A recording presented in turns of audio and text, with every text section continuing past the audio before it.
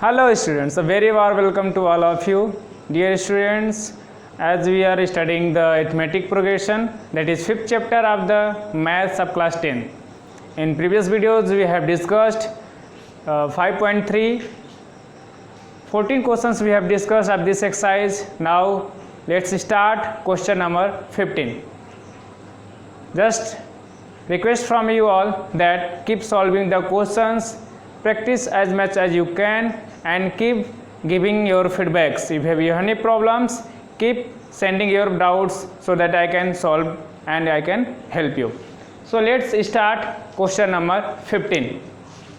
Question number 15 is that a contract on construction job specifies a penalty for delay of completion beyond a certain date as follows: rupees 200 for the first day, rupees 250 for the second day, rupees 300 for the third day, etc. The penalty for each succeeding day being rupees 50 more than for the preceding day. How much money the contractor has to pay as penalty if he has delayed the work by 30 days? Question पहले क्या कर रहा है, इस चीज़ को समझिए. कह रहा है कि एक कंस्ट्रक्शन काम हो रहा है, तो वहाँ पे जो काम है, अगर वो जो एक फिक्स डेट है, जैसे मान लीजिए किसी मंथ का कोई डेट फिक्स है कि इस डेट तक काम कंप्लीट कर देना है, अगर उसके बाद लेट होता है एक भी दिन, तो फर्स्ट डे के लिए उसको 200 रुपये चार्ज करना होगा, पे करना होगा पेनल्टी. अगर 2 दिन लेट होता है तो दूसरे दिन के लिए 250 रुपये और पे करना पड़ेगा. तीसरे दिन अगर लेट होता है तो 300 रुपये पे करना पड़ेगा. यानी हर नेक्स्ट डे उसको पिछले वाले डे से 50 रुपये और ज़्यादा पे करना पड़ेगा. जैसे कि फर्स्ट डे उसको 200 रुपये पेनल्टी देना है, तो सेकेंड डे उसको 250 रुपीज़ पे करना है, थर्ड डे 300 रुपीज़ पे करना है. इसी तरह से अगर सक्सेडिंग की बात करें तो फोर्थ डे उसको 350 रुपीज़ पे करने होंगे.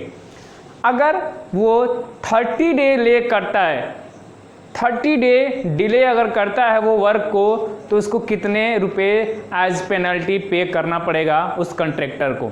तो उसने क्या किया, फर्स्ट डे 200 रुपीज़ फाइन किया, दूसरे दिन 250, तीसरे दिन 300. तो एक एपी बन रहा है जिसका फर्स्ट टर्म क्या है 200, कॉमन डिफरेंस क्या है 50, क्योंकि हर नेक्स्ट डे 50 रुपीज़ बढ़ रहा है, तो डी वैल्यू क्या है 50.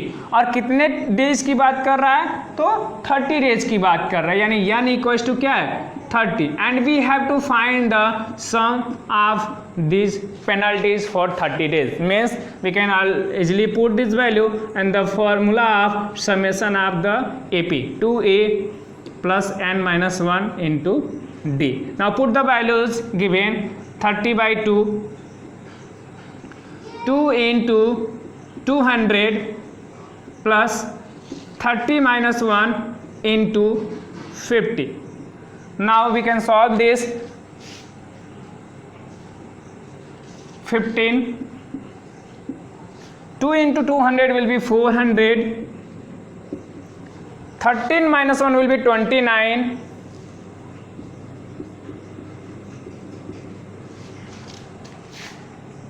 15 into 400 plus 29 into 50 will be 1450.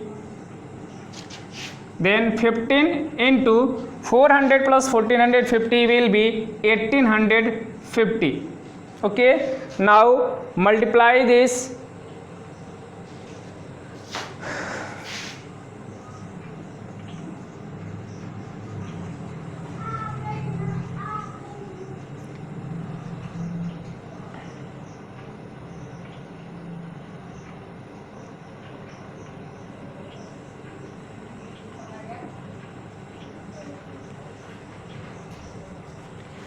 ₹27,750 rupees totally has to pay as penalty for the delay of 30 days. मतलब अगर उसने काम को 30 दिन डिले किया है तो उसको कुछ इतने रुपीज़ एज पेनल्टी पे करना होगा, क्योंकि उसने बहुत ज़्यादा डिले किया है और जो उस पर पेनल्टी है वो भी काफ़ी ज़्यादा है. फर्स्ट डे के लिए, सेकेंड डे के लिए हर दिन पे क्या हो रहा है 50 रुपये और बढ़ता जा रहा है, तो उसकी पेनल्टी भी क्या होगी काफ़ी ज़्यादा हो जाएगी. तब चलिए कि चलते हैं हम लोग question number 16 of exercise 5.3.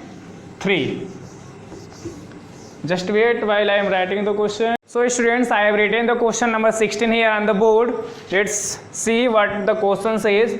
A sum of rupees 700 is to be used to give 7 cash prizes to students of a class school for their overall academic performance. If each prize is rupees 20 less than its preceding prize, find the value of each prize. कह रहा है कि किसी एक school में 700 रुपये use होने हैं 7 बच्चों को उनके ओवरऑल एकेडमिक प्राइज में देने में। अगर हर एक जो नेक्स्ट प्राइज है वो पहले वाले प्राइज से 20 रुपीज़ लेस है तो हर एक बच्चे को यानी हर एक जो परफॉर्मेंस मिले हैं 7 स्टूडेंट्स को उनकी कितनी प्राइसेस हैं। तो let's suppose first prize equals to rupee a rupees मान लेते हैं। पहली प्राइज क्या है ए, तो जब पहली प्राइज ए है तो दूसरी प्राइज क्या हो जाएगी a -20। As question states each prize is ₹20 less than its preceding. हर एक प्राइस जो है अगली प्राइस वो पिछली वाली से 20 रुपये कम है। तो अगर पहली ए है तो दूसरी ए -20, तीसरी ए -40 डैश 7 टर्म्स तक। टोटल जो रुपीज़ हमें मिला है वो कितना है 700 और कितने लोगों में देना है तो 7 में। यहाँ पे डी की वैल्यू क्या मिलेगी a -20 ए कट जाएगा यानी -20। देन यूज दिस फार्मूला,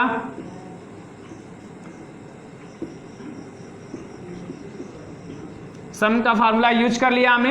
अब यहाँ पे जो जो वैल्यू हमें मिली है उनको पुट कर दें अगर, तो सम कितना है 700 n यानी 7 2a और n की जगह पे 7 और d की जगह पे -20। ब्रैकेट को ओपन करें तो 7/2 into 2a 6 7 - 1 6 and -20 will be -120. Okay, now multiply 7/2 here, it will become 700 into 2/7। 7 से कट जाएगा 100 टाइम्स में equals to 2a - 120। Okay, now we can write 100 into 2 will be 200 equals to 2a -120। -120 इधर जब आएगा तो 320 हो जाएगा, ऐड होगा तो यानी 2a equals to 320। therefore a equals to 160। so first prize equals to ₹160। ठीक है, फर्स्ट प्राइस कितनी है ₹160 है। तो सेकेंड प्राइस कितनी हो जाएगी इससे 40 कम 140। थर्ड प्राइस कितनी हो जाएगी 40 और कम 120। फोर्थ प्राइस कितनी हो जाएगी 40 और कम ₹100। फिफ्थ प्राइस कितनी हो जाएगी 120 और कम यानी 80। सिक्स्थ प्राइस कितनी हो जाएगी 20 और कम यानी ₹60।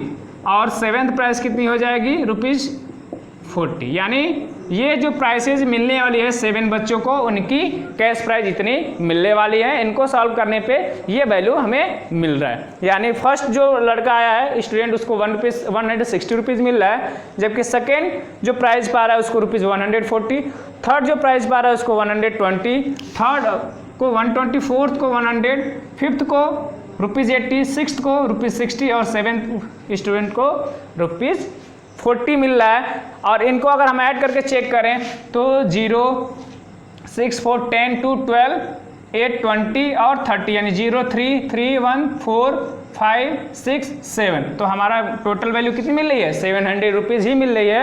यानी जो हमारा कैलकुलेशन है वो सही है। ठीक है, just wait for a while, I am writing the question number 17।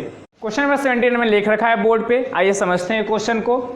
In a school students thought of planting trees in the school to reduce air pollution.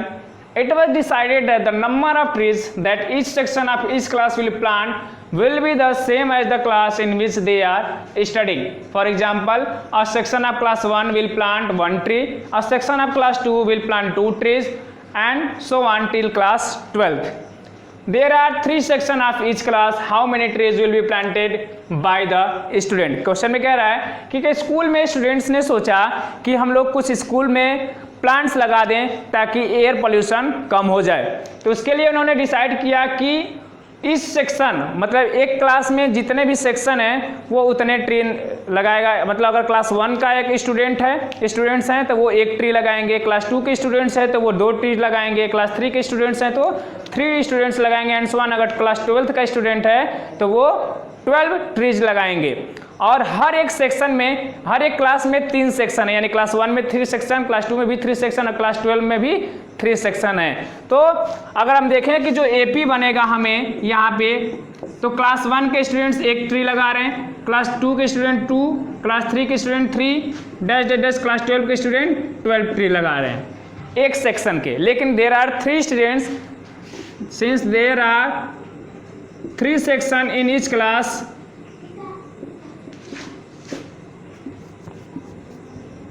then AP formed by number of trees planted by each class,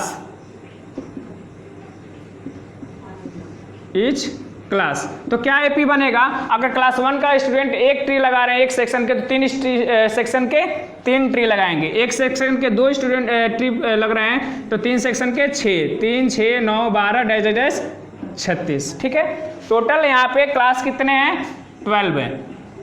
first class का यानी ए कितना है यहाँ पे? 3 है, D कितना है? 6 है, और nth टर्म यहाँ पे कितना है?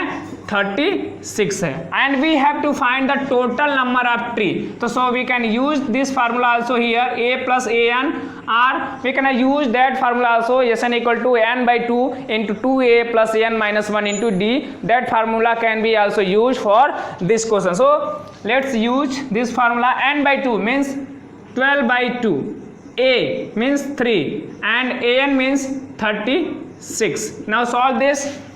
12 by 2 means 6 and 36 into 3 will be 39. Multiply this. 39 into 3, 6 will be 234. Means overall in the school 234 trees were planted by the students of all the section, यानी पूरे सेक्शंस को मिलाकर क्लास 1 से 12 तक के बच्चों के द्वारा 234 पेड़ लगाए गए ताकि एयर पोल्यूशन को कम किया जा सके। इसी तरह से स्टूडेंट्स आप भी अपने सराउंडिंग में ट्रीज लगा सकते हैं ताकि हम लोग पॉल्यूशन को कम कर सकें, क्योंकि वो हमें ऑक्सीजन देते हैं और हमारे जो एटमॉस्फेयर में एक्स्ट्रा कार्बन डाइऑक्साइड है उनको एब्जॉर्ब भी करते हैं। तो इस क्वेश्चन से आपको मोरल वैल्यूज़ भी सीखने हैं और दूसरा चीज़ कि हमें ये भी फाइंड करना है कि कैसे हम लोग इनको फाइंड आउट कर सकते हैं। ठीक है, तो इस वीडियो में बस 3 क्वेश्चन है, 15 16 17। अब इस एक्सरसाइज में 3 और क्वेश्चन बचते हैं, क्वेश्चन नंबर 18 19 और 20। उन 3 क्वेश्चंस को हम लोग नेक्स्ट वीडियो में देखेंगे। टिल देन बाय बाय, जय हिंद।